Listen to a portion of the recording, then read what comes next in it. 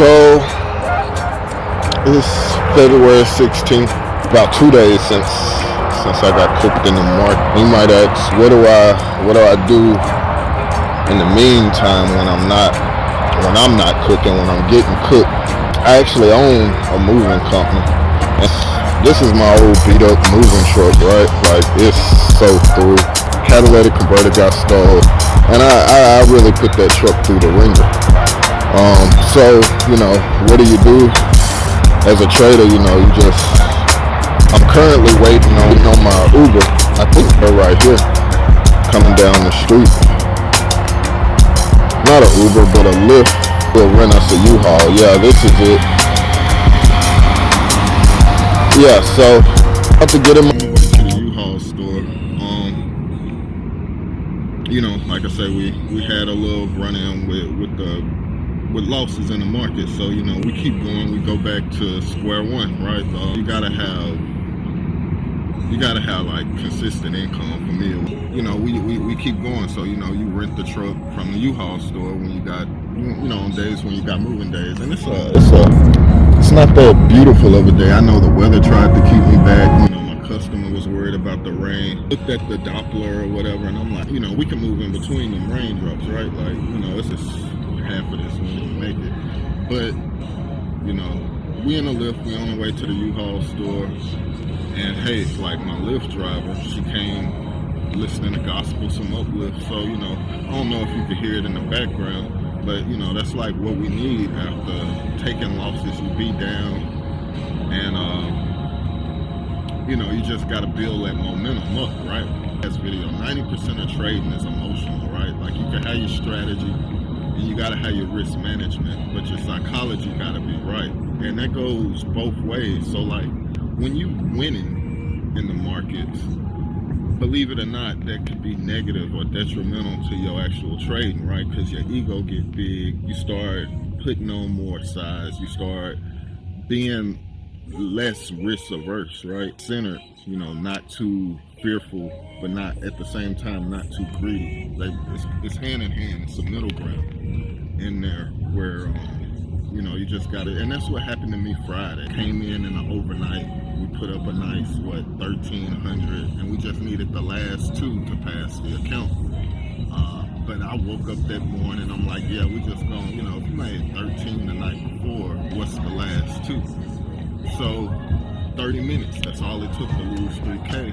And that was a bit of a blunder, you know what I'm saying? I didn't let anybody know, but after I finished the live stream, I bought a new account. We made 1,500 right back. Monday, I'm gonna be going in. And you know what I'm saying? I'm gonna risk it for the biscuit. We're gonna get that 15 and we'll be hopefully funded by Tuesday. All that to say, I lost that previous account, but today, we still gotta bring home the meat for the day. So we headed to the U-Haul store. We're gonna grab this truck and we're gonna secure the bag for this weekend, and then we're gonna get back to the trade on Tuesday, right? But I'm almost at the U-Haul store.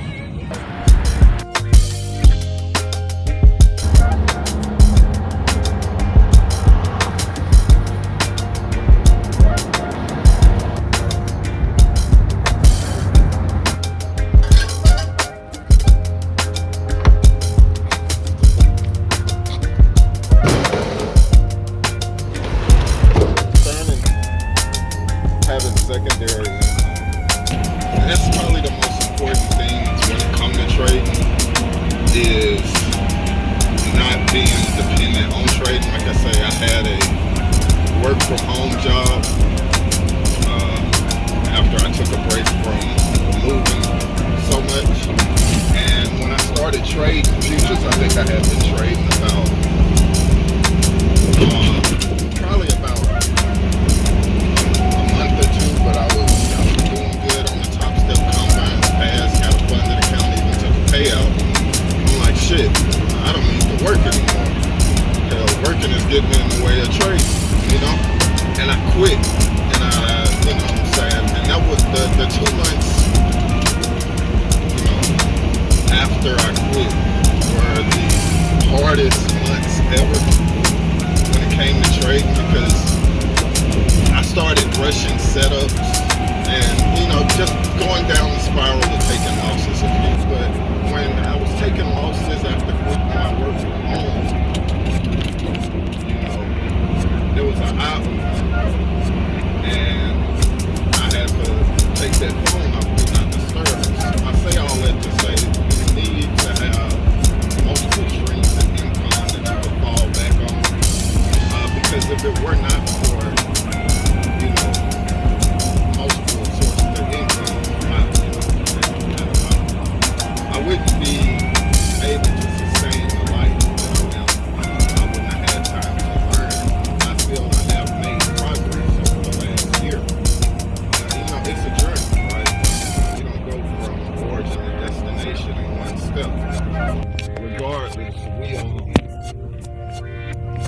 finishing up the house of where I gotta pick up my help from. So yeah, I forgot where I left off.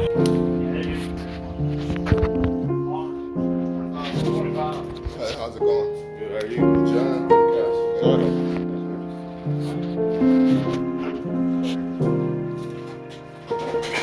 Washer, dryer's in there.